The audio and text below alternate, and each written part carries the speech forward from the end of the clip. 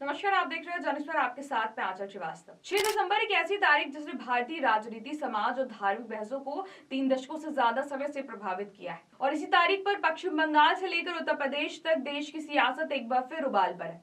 सबसे पहले बात करते हैं पश्चिम बंगाल के मुर्शिदाबाद की, जहां टीएमसी के निलंबित विधायक हुमायूं कबीर ने अपने ऐलान के मुताबिक नई बाबरी मस्जिद की नींव रखी है। जगह बेलडांगा इलाके की खासियत बांग्लादेश से सटी सीमा और आबादी अधिकांश मुस्लिम। कबीर का दावा है कि उन्होंने 2024 में वादा किया था कि बाबरी मस्जिद का पुनरुद्घाटन करेंगे और इसके लिए 6 दिसंबर बाबरी विध्वंस की बरसी को ही चुना गया। लेकिन इस कदम ने पश्चिम बंगाल से यूपी तक बड़ा राजनीतिक तूफान खड़ा कर दिया है। उत्तर प्रदेश में उप मुख्यमंत्री केशव प्रसाद मौर्य ने बेहद तीखा बयान दिया है। उन्होंने कहा है कि अगर बाबर के नाम पर एक भी ईंट रखी गई तो बीजेपी उसे उखाड़ फेंकेगी। उन्होंने साफ संदेश दिया है कि बंगाल हो या कोई और जगह हो, बाबर के नाम पर राजनीति नहीं होने दी जाएगी। केशव प्रसाद मौर्य ने टीएमसी को आड़े हाथ लेते हुए इसे सस्ती नौटंकी करार दिया है और दावा किया है कि जल्द ही बंगाल में बीजेपी सरकार बनेगी।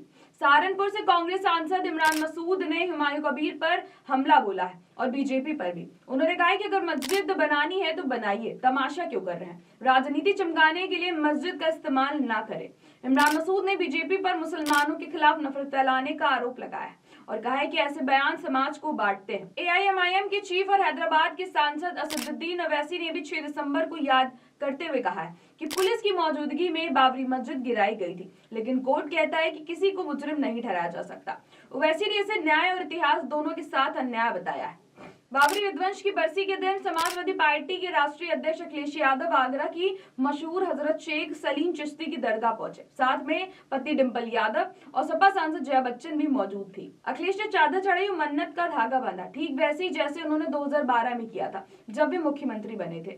माहौल चुनावी है और इस यात्रा के राजनीतिक संकेत भी पढ़े जा रहे हैं। मीडिया से बातचीत करते हुए उन्होंने कहा कि एसआईआर के जरिए वोट कटवाने की योजना बनाई जा रही है। ये मुसलमानों को भ्रमित करने का तरीका है। इंडिगो फ्लाइट क्राइसिस पर भी उन्होंने केंद्र सरकार को घेरा है। साथ ही टिकट बंटवारे पर भी बड़ा बयान दिया है। इस बार चुनावी सर्वे कराकर ही टिकट तय होंगे और बीजेपी से रणनीति सीखनी होगी। अखिलेश यादव ने यह बात पहली बार इतने सीधे तौर पर कही है। 6 दिसंबर को उत्तर प्रदेश के मुख्यमंत्री योगी आदित्यनाथ ने कहा है कि विवादित ढांचा हटने का दिन है, एक कलंक मिटा था। सीएम योगी ने राम मंदिर निर्माण से लेकर अयोध्या में हो रही भारी भीड़ का जिक्र किया है। उन्होंने बताया कि त्योहारों पर 35 से 40 लोग रामलला के दर्शन करने पहुंचते हैं और आम दिनों में 1 से 1.5 लाख लोग रोज आते हैं। साथ ही उन्होंने दोहराया कि काशी और मथुरा का मुद्दा भी उतना ही महत्वपूर्ण है और मुस्लिम समाज को उन धार्मिक स्थलों से दूर रहने की सलाह दी है। बाबरी विध्वंस की बरसी पर एएसआई के पूर्व रीजनल डायरेक्टर के मोहम्मद का बयान भी सुर्खियों में। उन्होंने कहा कि भारत सेकुलर इसीलिए है क्योंकि यहाँ हिंदू बहुसंख्यक है। ज्ञान वापी और मथुरा हिंदुओं को दे देनी चाहिए, वरना विवाद कभी खत्म नहीं होंगे।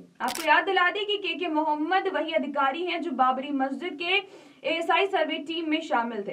मुर्शिदाबाद में बाबरी मस्जिद की नई नींव रखने के बाद यूपी पुलिस अयोध्या, मथुरा और पूरे प्रदेश में अलर्ट मोड में है, क्योंकि 6 दिसंबर एक ऐतिहासिक भी है और संवेदनशील भी। तो कुल मिलाकर एक तारीख और सियासत कई मोर्चों पर, बंगाल में नई मस्जिद की नींव, यूपी में राजनीतिक बयानबाजी, दिल्ली से हैदराबाद तक गर्मा चुकी बहस। देश की राजनीति में 6 दिसंबर अब सिर्फ एक तारीख नहीं है, बल्कि एक बहस, एक प्रतीक और एक संघर्ष की कहानी है। तो ऐसे देश और दुनिया की बड़ी खबरों पर नजर रखने के लिए आप जुड़े रहिए जनएक्सप्रेस के साथ। नमस्कार।